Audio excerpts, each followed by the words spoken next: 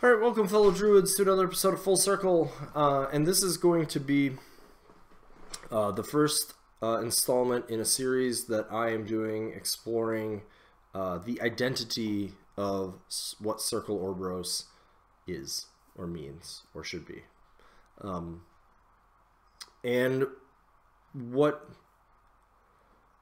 that means is going to be very different for a lot of people, and that's okay. But this topic on identity has been a little bit of, it probably has been discussed throughout the entirety of this game. It's probably a thing that's discussed about everything in every game. And it's certainly something that we have to understand is going to evolve as games evolve. If you've ever watched anything, a TV show, a movie series, played a game, video game, tabletop game, things have to evolve with time. We can't just have, there's a variety of factors that are going to play a part in why something won't or can't just be exactly the same all the time. And however, this has been a topic that's come up of late in a lot of the Circle community, that with the transition that they feel maybe Circle's identity has become lost, or is no longer what Circle was or is or should be, or any of the things like that. And so I started thinking about this, and I started kind of forming some of my own thoughts around it and some ideas around it. And what I decided was I wanted to really explore this a lot deeper, because I think it's something I could have simply said, you know, is blank or isn't blank, and just been done with and moved on and been like, well, people are upset about this when they shouldn't be, or this person has the right idea and that person has the right idea. And I'm not going to say that I don't necessarily feel that way still, but I decided to get a little bit more information around it and do a little bit more work with it to try to bring it to a more positive place, basically, in how we will look at it.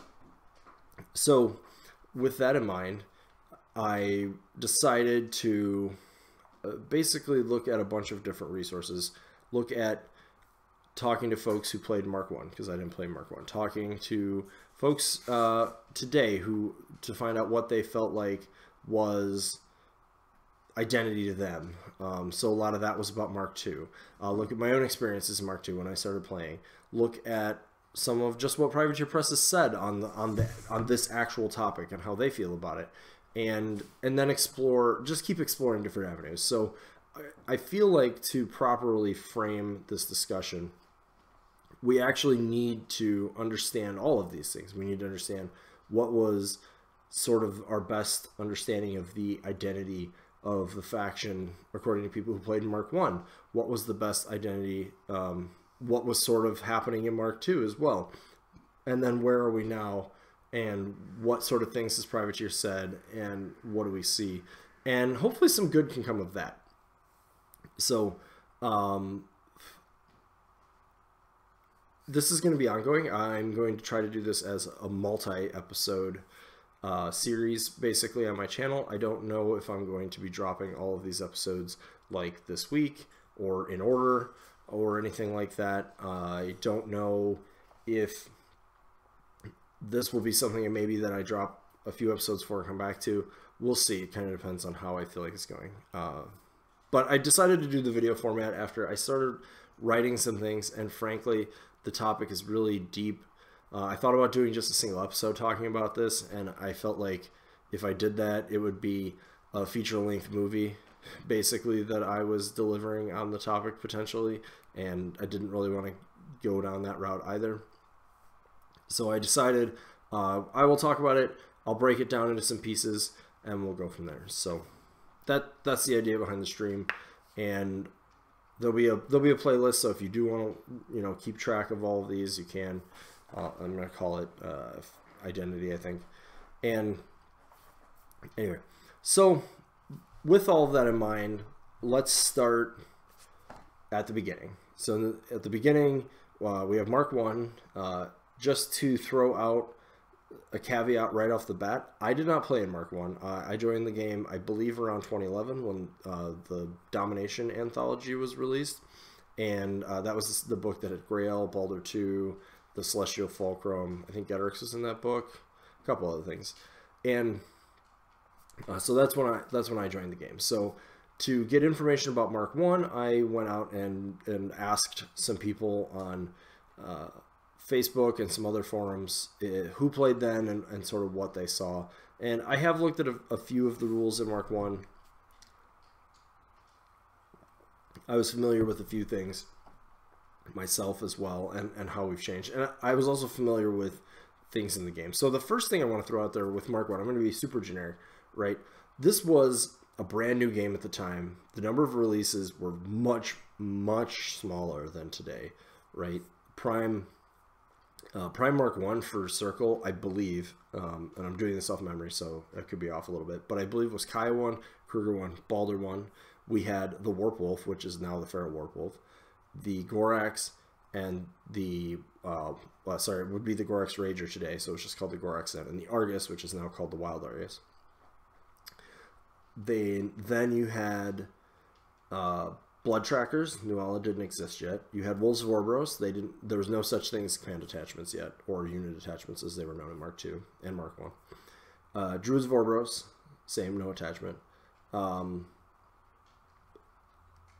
I think Tharn Ravagers were in that book, and Shifting Stones were definitely in that book. Lord of the Feast, and oh, I missed the Stone Guys. There was a Wold Warden and a Wold Watcher. They were in the book, and I'm missing a solo. They had one, I thought they had one more solo in Prime. Wilder came later. The Wayfarer came later. Reef Hunter definitely came later. Moray came much later. Anyway, you get the idea. I'm probably missing a solo in there somewhere, but or I may not be actually too. It might have just been Lord of the Feast. So that was Circle's humble beginnings, right? Eventually, through Mark 1, you get Morvana 1 as well. You get Chromac 1 as well. Kaya 2 and Kruger 2 dropped in the same book in Mark 1, and Mosar, and those were the casters in Mark 1. And then, like I said, some of those things I listed off. Eventually, the Reeves were released. I don't think they got their unit attachment until Mark 2. Wolves of Orboros got their unit attachment. The Ravagers got their unit attachment. I think Nuala was a Mark 2 release. You saw Wolf Riders in Mark 1. And the Pureblood was released in a cycle of Alpha War Beasts, so he actually was a little bit different from what he is now. Well, the Riphorn, or sorry, not Riphorn, the Gnarlhorn and Shadowhorn Satyrs were released. The Wold Weird was released. Megalith came out at some point in that series in Mark 1. The Blackclad Wayfarer, I believe, was sometime in Mark 1. The attachment for the Druids. And there's probably a few other things. We don't, you know, not Sentry Stones were in there too. Not literally everything is completely necessary. But so the things played in Mark 1 though were very different. So just to note, some of the things that we're going to talk about in another episode, you'll notice that there's some things like the Warpwolf Stalker not mentioned because he was not released until Mark 2. The Druids were very different. There's a lot of things like that. So that's what we want to keep in mind with this part of the discussion is in Mark 1, there are a lot of things that if you started the game in Mark 2, Circle just did not do and did not have. So some of the things they did have, though, was Kaya 1 had a Spirit Door and did not say you could not attack after using it. That was massive because what it did was allowed for you to get some pretty insane teleport assassinations off with her. Baldur 1 still had Forest Walk, which enabled more assassinations back in that time. But also, the way that rough terrain interacted with charging was very different as I understand it. So today, if you charge in rough terrain, it's just you don't charge as far. In Mark 1, if you tried to charge into rough terrain and you didn't have a means to ignore it, like Flight or Pathfinder and whatnot, you stopped. Or you couldn't charge. So now imagine how good Baldur 1's feat, which is still very good, how good that feat actually was in Mark 1 when he just says, nope. And he still did the free charges and stuff. Another thing in Mark 1 that is relevant to our discussion is warjacks were basically just not played. They were significantly worse than today. They were much worse than they were in Mark 2 even. And there was no concept of warjack points. So that's not to say you never saw them, but the game from a competitive standpoint involved a lot of infantry. And one of the things, and this was, I talked to some people who've played in every edition of Played Circle, and one of the things that one person did say was the only identity that they found that was common from Mark 1 till today is Circle's ability to deal with infantry handily, unless we, try otherwise. But like, that's the one thing that he identified to say this is Circle's identity, is being able to wipe out infantry. And that does hold true. We can still do that today. We could do that in Mark 2. We could do that in Mark 1.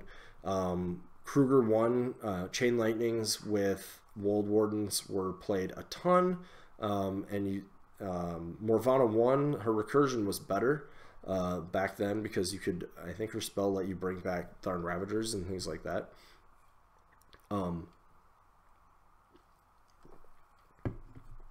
And with all that infantry, like if you have our infantry that can kill other infantry and you can't kill enough of our infantry to matter, you can see how regrowth on Morvana 1 is going to be a big deal. She also had a spell that increased their damage output back then. It was, interestingly enough, called Wormwood. There was a lot of crazy stuff. Wolf Riders had no command. You basically could take a unit of them and they would act completely independently, but you could put buffs on them like they were a unit, and I guess Chromac 1 had a spell called Berserk that I don't remember exactly what it did, but one of the things it did was what it said, which was you continue making attacks. So you put it on Wolf Riders, they go wherever, they activate, they make all these independent attacks.